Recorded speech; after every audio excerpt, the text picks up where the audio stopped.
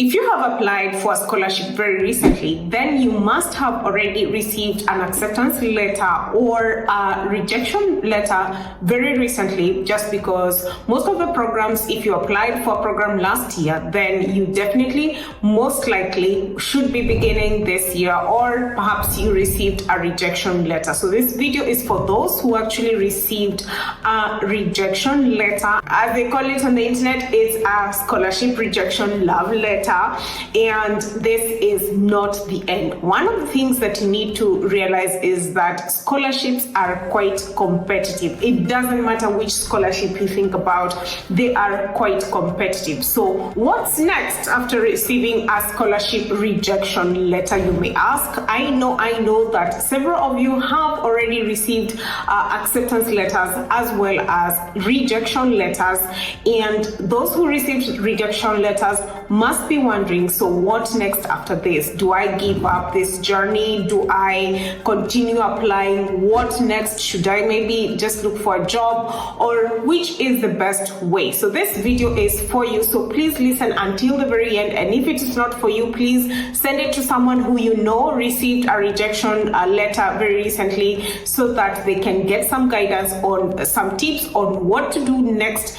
so that they are on the right track. So one of the reasons as to why maybe your scholarship might have been rejected could be maybe your documents, could be maybe it was very competitive and maybe you're placed at a lower rank as compared to the other candidates who applied. It doesn't matter which scholarship it is, there's always a reason as to why perhaps your scholarship was rejected. Maybe also because they had a threshold, a finance threshold. The scholarship committee had a finance threshold within which if they went beyond, then they would not be able to take enough students. So these are some of the reasons as to why you possibly might receive a rejection letter. And it is very common. Believe me, you personally, I applied for more than 20 programs before I could even get my first master's scholarship. So it's quite a journey, and you cannot give up just yet because you received a rejection letter. So what to do next after you receive this type of letter? In the first place, it doesn't matter whether it's Erasmus or whatever other program that you applied for, it does not matter. If the scholarship committee could potentially give you some reasons as to why maybe you are rejected, please send them an email and request to know perhaps how you ranked among all the applicants, and maybe also check the selection criteria, especially for programs like Erasmus.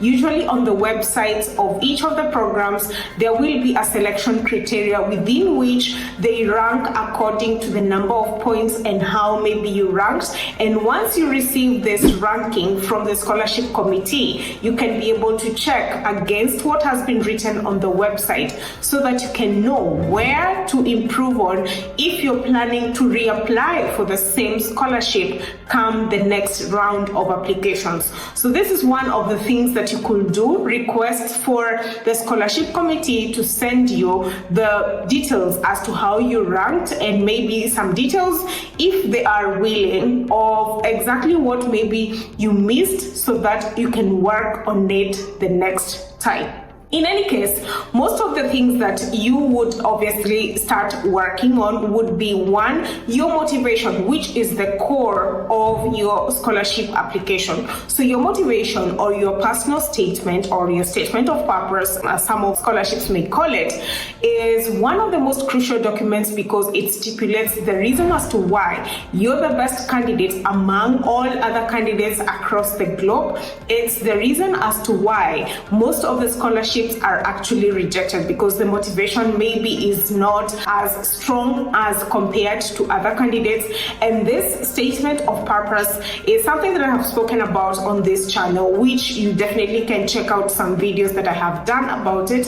And it is an introduction. It's a document that is used to introduce yourself to someone who's never met you, to tell them that, hey, you're a good candidate for funding for certain programs. So it's very crucial for you to take your time to rewrite, have somebody look at it and criticize it, and take the positive criticism. Look for an alumni who's gone through the same program, and you can ask them whether they can go through your statement of purpose so that you can brush it up for the next applications. Now, another thing that you definitely want to check for sure is your CV. So your CV could be the reason as to why maybe you were also rejected, because maybe your CV did not stipulate the exact skill set or the knowledge base that is required for that program, which could disqualify you. So it's very important to check whether your CV had everything that is needed and stipulated on it, so that you can stand out among all other applicants that would potentially be applying for that scholarship. So another thing for the CV is the template that you used.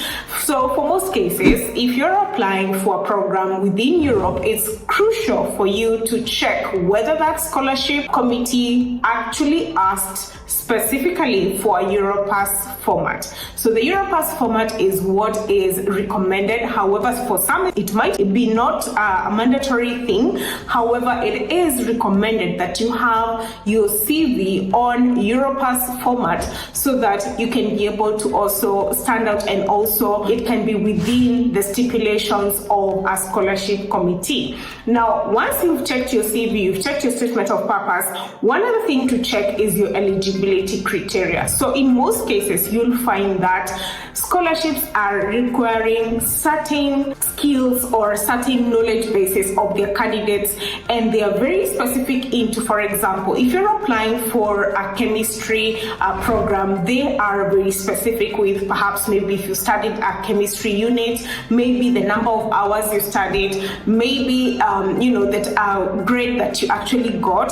So take your time to restudy once more the program that you applied for, or the programs that you applied for, and see what skill set that you might have that could qualify, and maybe you can write down on a CV or your statement of purpose that could accentuate your application the next time. So it's very crucial to check the eligibility criteria, which is the first step for you to actually be able to understand the program, what they're looking for, what caliber of candidates. Most of the programs, for example Erasmus, have a wide array of candidates that they may be looking for, and if you restudy that eligibility criteria, you could potentially see maybe you are not the best of candidates, and you can go through the catalog, which is now updated with several programs, and you can go through that catalog once more and identify other programs that you could potentially apply for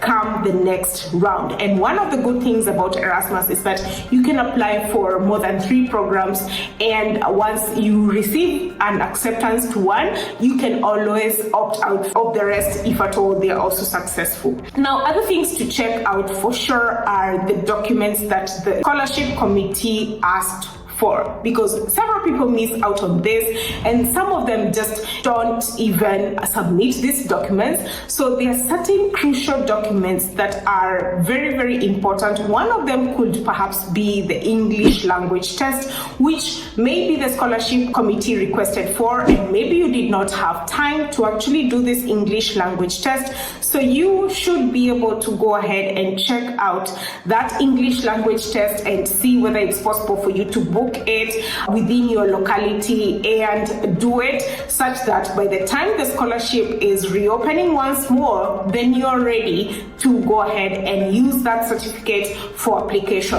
Other nitty-gritty documents, for example, proof of residence, which is usually something that is issued by your area chief or a lawyer, or maybe your employer, or maybe an utility bill. Such other things, for example, if you did not have your passport on time, your international passport, or perhaps maybe you were waiting for the immigration in your own country to be able to process that passport, this is the time to now reevaluate and make sure that all documents are in place. Perhaps you had not graduated and you did not have all your transcripts as well as your degree certificate. This is the time to maybe visit your university and request whether you can be able to obtain those transcripts as well as a certificate, or maybe a letter of completion from your department stating that you have completed your degree, and you can use this towards your scholarship application. So these are some of the things that you need to start looking at now, because the next round of applications, especially if you are looking to apply for scholarships within Europe, should begin around September, end of September, there about October, all the way to sometime in February of next year, for you to begin your studies in September of next year. So this is one of the things that you definitely need to check out, so that you're ready. By the time they are opening for application, you are ready. One thing I will tell you for sure is that scholarships are quite a competitive process. It does not matter which scholarship you'll find out there, they are quite competitive. And the thing you have to notice is that you cannot give up. You really cannot give up, and you have to cast your net as far and wide as possible for you to be able to ensure that you have several options, just in case one scholarship says no, then you can have the other options as well. So cast your net as far and wide as possible. Do the work. Contact the relevant alumni, contact the relevant scholarship committees for anything that is unclear on their websites. Be able to learn everything that there is to learn about several scholarships,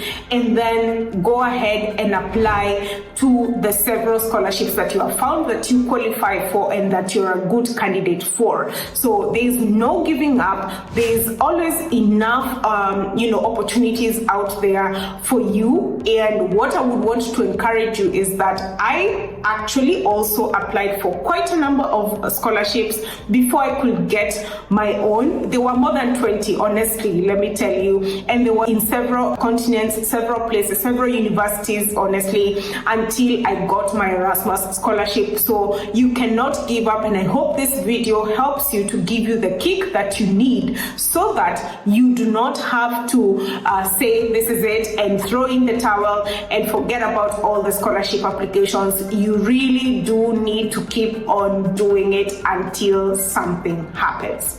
I hope this video has helped you. Please leave a question on the comment section below and let me know if you do need any type of assistance. You can always book a consultation with me, and you can also join in my membership, where I would sit down with you and be able to look at your documents perhaps and give you a few tips and pointers here and there. So until next time, like this video, share it, subscribe.